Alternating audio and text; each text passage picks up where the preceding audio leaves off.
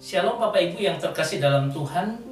Beberapa waktu ini saya diberi kesempatan Tuhan untuk mengalami sebuah pengalaman, sehingga saya membuat serial tanda ke 285 ini, yaitu bahwa Tuhan membutuhkan uluran tanganmu.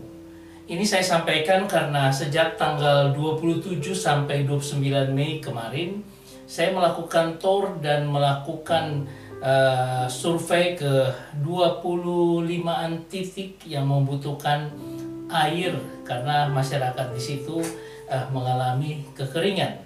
Ini adalah gambarannya secara keseluruhan, dan gambaran yang di bawah ini adalah merupakan titik-titik yang saya kunjungi. Ya, saya buat daftar sendiri karena harus satu alur.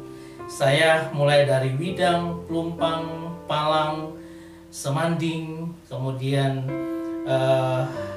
kami berhenti dan nginep di Tuban. Baru hari kedua saya ke arah Merak Urak, Kerek, kemudian Tambak Boyo, kemudian kami ke arah Singgahan, Jati Boyo, Jatirogo, kemudian yang selanjutnya kami menginap di daerah Bojonegoro karena lebih dekat.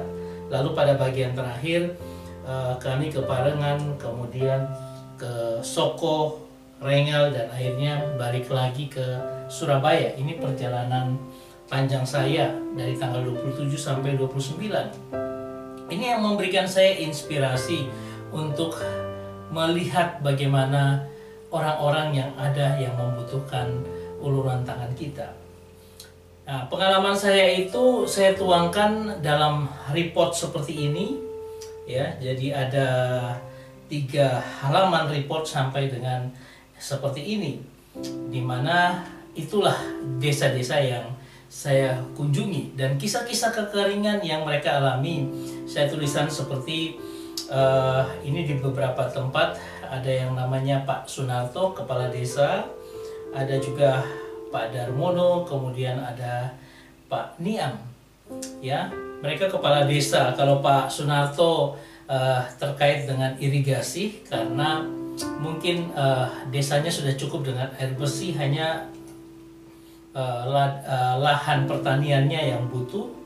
Kalau Pak Darmono, kita lihat di bagian belakang itu tanah yang ada itu sudah kekeringan, jadi jagung yang ditanam itu sudah kering dan akhirnya buahnya sudah tidak lagi bisa dinikmati karena jagung itu kering. Kemudian ada Pak Niam, ini juga salah satu desa yang di pedalaman, kita masuk jauh sekali dari jalan raya karena di situ tidak punya sumber air, sehingga masyarakat di situ sangat menderita, sangat membutuhkan uluran tangan kita.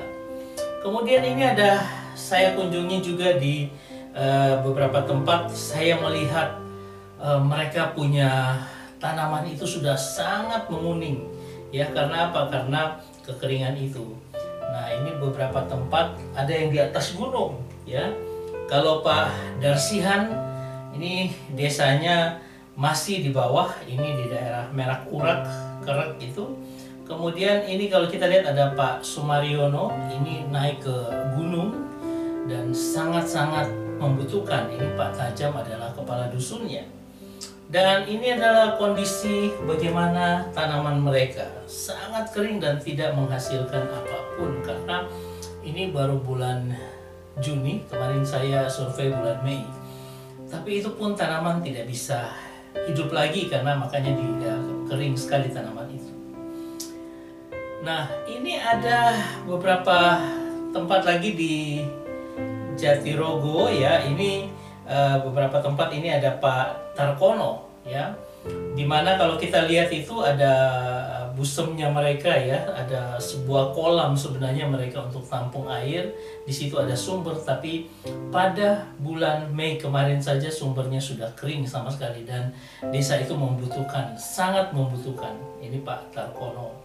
Kemudian ada Pak Toyo, ya, itu juga desanya kalau ini membutuhkan irigasi karena lahan pertaniannya sudah kering dan tidak bisa ditanami. Kalau Pak Kasian, ini di desanya membutuhkan air bersih, dan yang diperkirakan sumber itu ada di tengah sawah. Jadi kami kunjungan ke sawah, ke lokasi di mana tempat sumber itu. Nah, ada lagi yang lain yang kalau kita bisa lihat, ini adalah di Kablukan, ini ada di Sudiwaras, Truweh dan sebagainya. Ya, kalau ini adalah Pak Bopo, ini adalah kepala desa di Kablukan. Kemudian ada satu di Parengan, yaitu Pak Mustajab di desa Sudiwaras. Kemudian ini adalah Pak Purwanto. Kemudian di desa Truweh itu ada Pak Sidik. Truweh ini naik ke dalam pedalaman lagi dan di atas gunung. Nah, itu masyarakatnya tidak punya sumber air sehingga mereka sangat membutuhkan. Nah, kalau masyarakat tidak punya apapun, mereka harus membeli akan air itu, dan air itu konsumsinya begitu mahal untuk hanya mereka minum, tetapi keperluan-keperluan lainnya sulit sekali mereka mendapatinya. Sehingga saya mengajak kita untuk melihat akan kehidupan. Ini pengalaman saya bertemu dengan orang-orang yang luar biasa ini. Saudara, saya menjadi perenungan bagi saya, dan juga saya mengajak kita untuk merenung apa yang terjadi sebenarnya. Kalau kita bicara tentang siapakah sesama kami, sebuah pertanyaan yang ada di dalam Lukas pasal 10 ayat 25 sampai dengan 37. Ketika pada satu waktu ada ahli Taurat datang mencobai Yesus. Lalu mereka bertanya, "Guru, apa yang harus kuperbuat untuk memperoleh hidup kekal?" Artinya, untuk mendapatkan sorga itu, apa yang aku harus perbuat? Dan Yesus menjawab, "Apa yang tertulis dalam hukum Taurat yang kamu baca?" Jawab orang itu, "Kasihilah Tuhan Allahmu dengan segenap hatimu, dan dengan segenap jiwa ragamu, dan dengan segenap kekuatanmu, dan dengan segenap akal budimu." Ini semua totalitas harus kita berikan untuk mengasihi Tuhan. Dan yang kedua, kasihilah sesamamu manusia seperti dirimu sendiri. Dan di atas kedua hukum inilah tergantung seluruh hukum Taurat, ya. Sehingga apa? Sehingga itu menjadi sesuatu yang penting jikalau kamu mau mendapati surga itu, hidup yang kekal. Ini yang harus kita lakukan. Saya garis bawahi, kasihlah sesamamu manusia seperti dirimu sendiri. Saya memahami ini dari kisah itu, perumpamaan itu. Yaitu ketika ada seorang yang baru turun dari Yerusalem, ya, seorang Israel, lalu dia dirampok. Pada waktu dia dirampok seperti itu, dalam kondisi yang sudah sangat mengenaskan itu, seorang imam, ini orang yang baru melaksanakan tugas pelayanan, dia melihat orang yang ada di pinggir jalan dan sudah kondisi parah seperti itu, dia melewatinya karena mungkin dia takut dan sebagainya. Kedua, ada seorang Lewi juga yang sama, ini juga orang-orang yang berkutak-atik dalam bidang-bidang agama, ya, dalam proses-proses peribadatan. Tetapi apa yang terjadi? Orang Lewi itu juga begitu, membiarkan orang atau sesama yang dimaksudkan ini dengan apa? Biarkan dia menderita. Saya tidak perlu pedulikan dia. Ya. Padahal itu mereka orang sebangsanya, karena itu orang Israel. Tetapi yang sangat unik, ada seorang Samaria yang notabene bagi orang Israel adalah musuh. Dan apa yang terjadi? Dia datang lalu peduli dengan orang yang sudah menderita ini, yang dirampok ini, ya. Ini padahal kalau dilihat, mereka orang Samaria itu dibenci oleh orang Israel. Demikian juga sebaliknya, ini ada permusuhan yang lama, yang sudah ratusan tahun berlangsung. Tetapi orang ini menganggap bahwa orang Israel yang menjadi musuhnya itu adalah sesamanya. Sehingga apa? Dia mengobati, dia membawa ke penginapan, dia mungkin ke rumah sakit lah.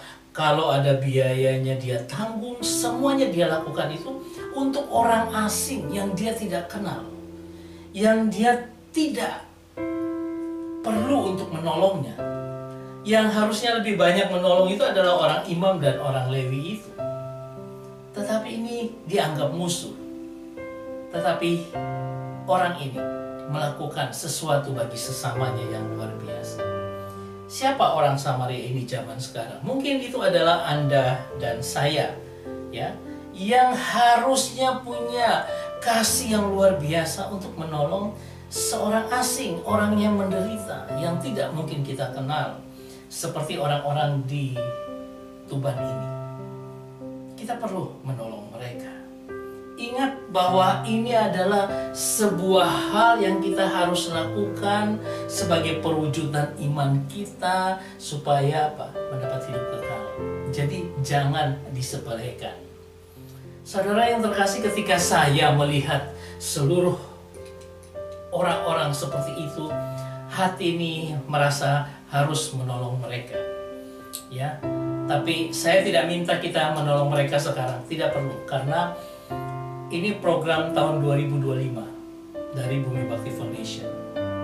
Dan itu nanti urusan tahun 2025. Saya tidak juga menggalang dana untuk Anda bisa melakukan donasi, tidak perlu.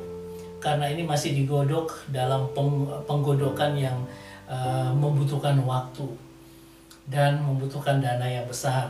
Tapi Anda tidak perlu. Ini bukan kampanye saya untuk membantu mereka saat ini, tetapi paling tidak saya titipkan doa supaya kita berdoa. Tahun 2025 sudah mulai ada kegerakan bagi orang-orang untuk apa? Untuk bisa membantu orang-orang di desa-desa yang sangat membutuhkan air. Kalau Anda mau membantu BBF saat ini masih ada program sumur di Megale. Ketika saya mendapat kabar, orang pukul 6 pagi, setengah 6 pagi sudah ngantri untuk apa? Mendapatkan air, karena di Bojonegoro juga sangat kesulitan air. Mari kita membawa diri kita untuk apa? Untuk menjadi sesama bagi orang yang membutuhkan bantuan kita. Itu aja pesan saya. Dan tolong bantu, doakan untuk Tuban 2025. Supaya apa? Ada hati-hati orang yang mau membantu orang yang menderita di sekitar kita, yang adalah sesama kita.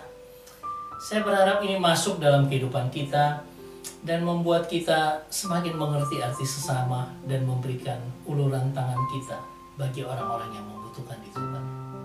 Tuhan memberkati kita semua. Amin.